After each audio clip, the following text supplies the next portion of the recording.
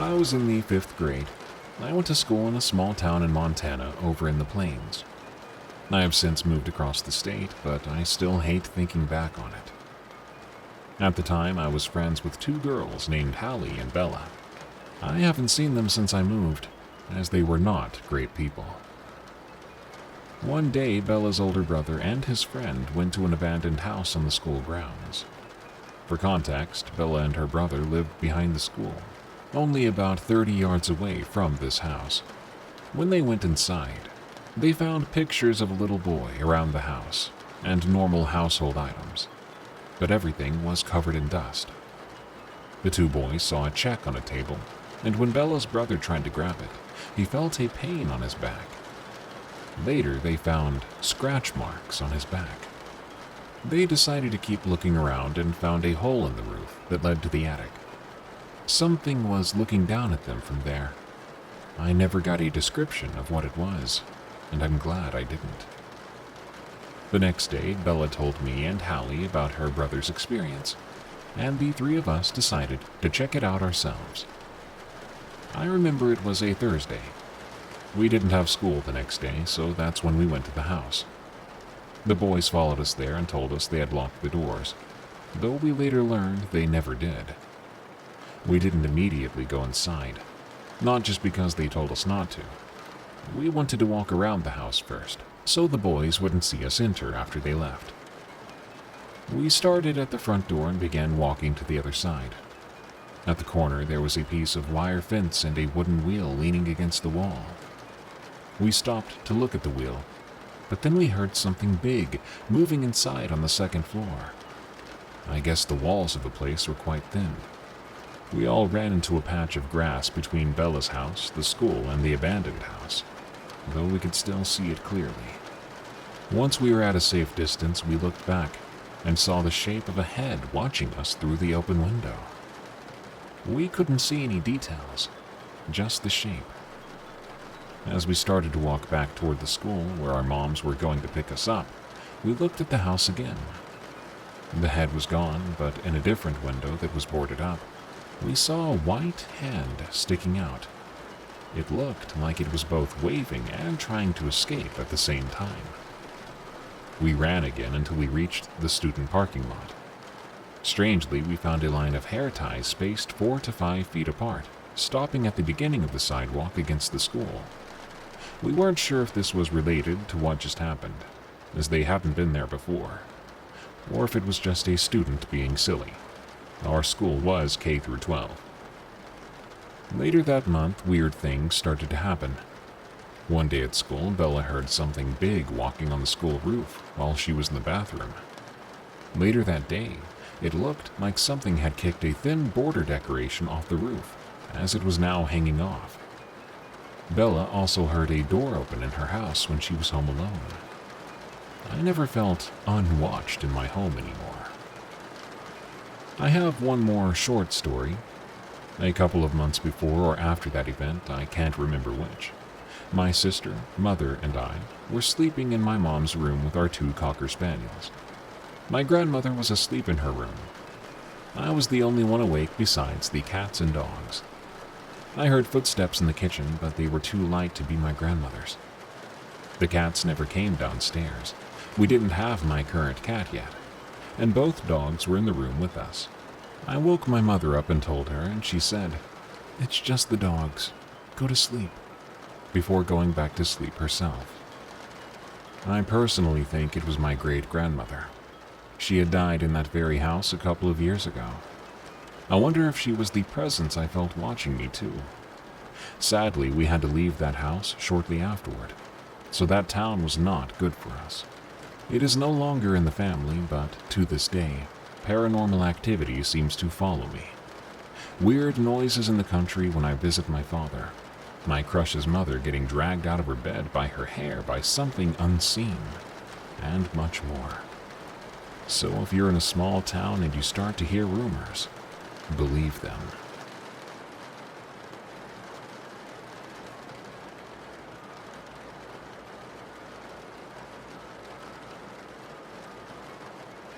In a previous story I told, I was a rookie trucker that ran into something in Duncannon, Pennsylvania. Well, fast forward about 3 years. My mom passed away. Rest in peace, Mom. I ended up getting a dog to help me cope and to give me some company in my truck. It was a German Shepherd with puppy fuzz still growing. One day after finishing up my trip, it was late and all the truck stops were full, like usual, so it was either the shoulder off a ramp or a rest area.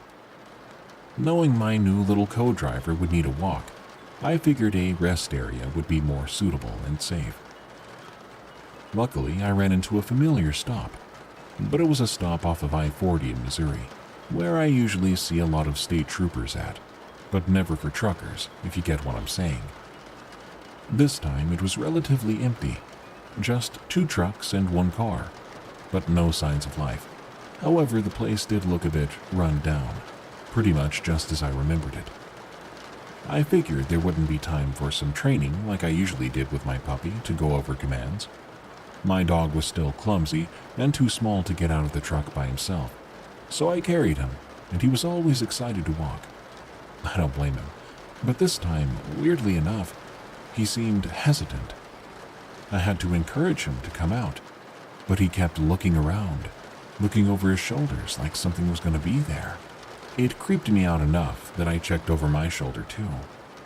At that moment, my back was facing the tree line and the building where the restrooms and state map were. I didn't see anything out of the ordinary, so I hopped back in the truck to grab some protection, just in case, like every trucker should. Our walk together was normal in the beginning. I wandered about 20 feet or so from the tree line, and my dog stopped sniffing and began to focus on something. The curious puppy tried to get closer when a branch snapped. Now I was focused too in the same direction. I took a step, pulling the leash slightly as more snapping sounds erupted from in front of us, but it didn't seem to be getting closer. As soon as I told my dog to come on, I then heard the most confusing animal sound I've ever heard. It started out sounding like a bear, and it faded into what I could assume was an elk. It didn't sound perfectly like one of those things, just similar to both. Thinking rationally, or logically, my first thought was that it was a bear taking down an elk at night. Great, my luck must be high, I thought. With my dog at my leg, scared, trying to stay cool, I grabbed my protection, getting ready for anything. I turned on my flashlight. I knew I couldn't outrun some forest critter, especially carrying a 25-pound scared puppy. As I shone my flashlight around, I saw what appeared to be an arm. Well, I thought, that's all I need to see. It was shaped like it was coming from some lanky but muscular guy, but stretched out a bit more. Its skin was black in places, and where there was fur, it was dark gray. Its bicep alone was at my eye level, 6 feet. There were a few scars here and there, showing that this thing had gotten in several encounters. I couldn't see the hand completely, but I could tell this thing could probably palm a medicine ball. At that point, I felt as if running away would be the dumbest idea. Plus, I didn't want to turn around and lose track of it, so I kept backing away, shuffling backwards slowly, until I felt pavement under my feet again. My dog never left my leg. I felt him moving with me, so I kept the leash loose. Suddenly, the arm moved, like the body was turning or adjusting for something. All the while I'm cussing under my breath, still trying to move backwards slowly. I then make it in front of the building, a good distance away from that thing, but I kept my light on it, making sure it didn't move. Then a car pulled in, forcing me to put away my protection, even though I thought about just taking the chance of looking crazy. I said to myself, go for the car. Don't run, just walk. Hopefully that thing won't come gunning for us. As I walked past the car, I noticed it was a man and a woman. The guy said he saw my protection drawn and asked if I was okay. All I said was a bear ran through the trees, so I told him to be careful in this rest area. The lady told me that they lived not too far from here. There was a look on her face, like she knew I was talking about something else. She told me it was probably best to stay in my truck and to protect that dog, because, quote-unquote, it was too cute to lose. I did as she said, but that night I didn't get much sleep. My puppy would not leave my side either. The people I've told this story to never believe me. I don't care. I know I saw that thing's arm, and I heard it roar at some point. What I saw, what I heard, none of it registers as some recognizable animal or person. All I know is I hate rest areas now, and you can probably see why.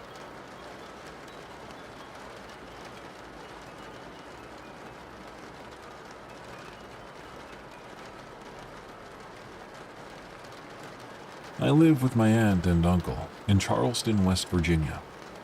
I had to move in with them for personal reasons.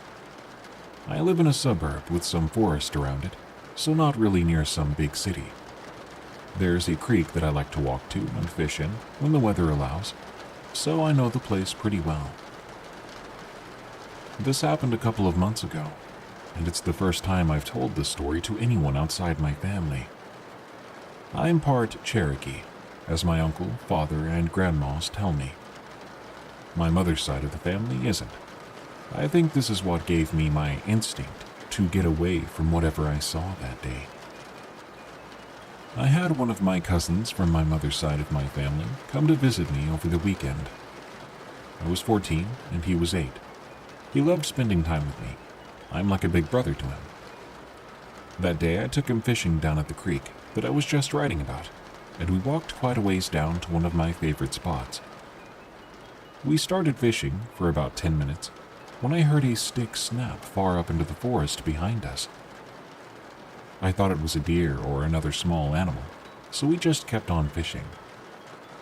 A couple of minutes later, I hear another but bigger stick snap. This time I could tell it was a bit closer to us, but still far away enough that I didn't worry about it. I still thought it was a deer stepping on something or a squirrel knocking a branch off a tree. We continued to enjoy fishing. About another 10 to 15 minutes later, we both heard something that sounded like what I thought was a deer or buck call right behind us in the tree line. By then, we were both freaked out and started to pack up when I heard it again from right behind us. Then, this horrible stench hits us. It smelled like the rotten corpse of some animal. This is when I began to realize what this thing might be that was scaring us. I told my cousin we needed to get up and leave now, in a firm tone that I usually don't use to speak to him with. We then heard it again, and I looked back, and I saw this dark, skinny, tall creature jumping down the hill behind a tree. What I saw had to have been around 7 or 8 feet tall, with these huge hands and fingers. We took off then, straight up the bank in front of us, cutting straight through someone's yard and onto the main road. We walked about 5 minutes away to my little neighborhood home. We got inside, and we told my aunt and uncle, who were sitting in the breezeway smoking. Of course, they didn't really believe us, so we went to my room. My cousin left the next day, and after that, I swear I've seen that thing out my window once or twice. It was always in a bush, always far away in the field past my backyard. I believe what I saw that day may have been a Wendigo, and I haven't been back to that creek since.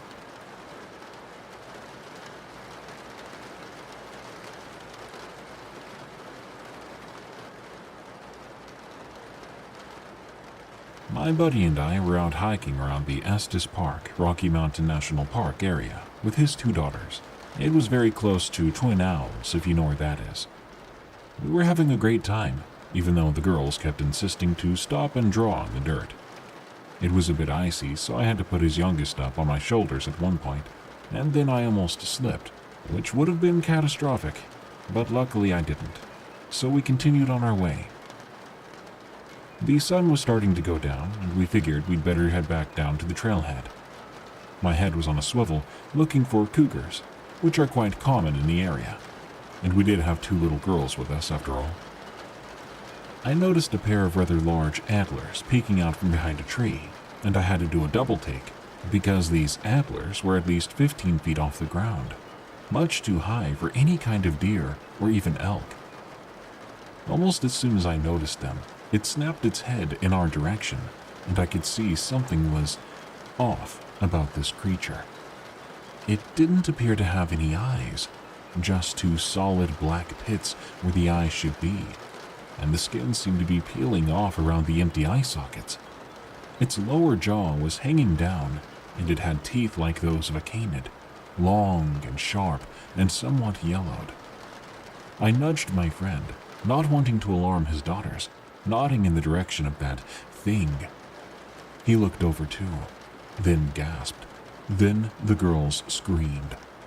Just then, it wrapped one of its arms. Yes, this thing had freaking arms around the tree it was standing next to. It had actually broke the tree in half before taking a jolting step forward, revealing a leg that reminded me of a giant jackrabbit. It brought its hands around to the front, similar to a praying mantis, with long, slender digits ending in short black claws. The other weird thing was it had brownish fur in patches, but its flesh was very droopy, even hanging off in sections. It had a rank odor too. I watched the creature swell up its chest before letting out the most god-awful scream I've ever heard. We grabbed the girls and began to run. I could see that thing in my peripheral running alongside us about 20 yards to our left. It looked to be almost galloping, and it was incredibly fast due to its massive size. We soon hit a snowfield and slid down, putting a bit of distance between us and that abomination. My friend's eldest daughter had twisted her ankle in the fall, and she was grimacing in pain. We started to hear then a low whistling sound, almost like when the wind passes over an empty glass bottle. The sound filled our ears and seemed to drown out everything else around us. Then there was a loud shriek, and that thing went flying over us, landing with a thud down in the clearing below before turning and rearing up to its full size. At that point, I'm not ashamed to say I think I might have just soiled myself, and we all screamed. It looked at us before slowly walking towards us, still holding its hands in that creepy praying mantis position. Even if I had a gun, I don't think it would have made a difference. This thing was easily a solid 400 or 500 pounds or more, a true apex predator. It let out a low and guttural growl, and I felt paralyzed from fear.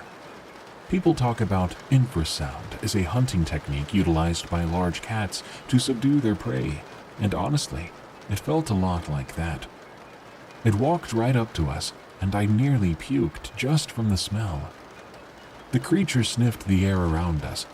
None of us could move a muscle. We were caught like deer in the headlights, unable to move, unable to utter a sound, unable to even breathe. It reached out one of its long, bony fingers toward my friend's youngest daughter, and I swear I thought I heard the thing whisper, "She's perfect." In that moment, something must have snapped in my friend, because he went into action, swiping the thing's hand away from his daughter before grabbing onto its antlers and yanking them to the side, which didn't do much, but it did crack one of the antlers in half.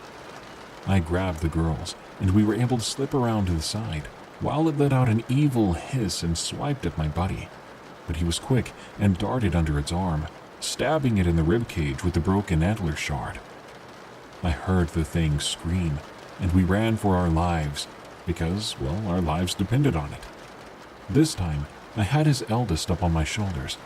She was around 8 or 9 at the time, so not super heavy, and with my adrenaline pumping, it felt like nothing. I looked back and saw my buddy running behind us. He swooped up his youngest, and we made a mad dash for the vehicle, which was now thankfully in sight. We got to the car, putting the girls in the back, and hastily strapping his youngest into her car seat before jumping in and revving the engine. It took me a moment to realize we were still in park. I cranked it into gear and threw up a wave of dirt and pebbles peeling out of there. The girls were sobbing, and honestly, I felt like crying myself. We got down to Estes and called 911, but of course no one believed us. They thought it was just a prank call. Not wanting to get in trouble for calling the emergency line again, we drove all the way back down to Boulder before stopping to let the girls go to the bathroom. I'm still processing all of this, even though it happened over 2 years ago. But whatever that thing was, it wasn't a deer.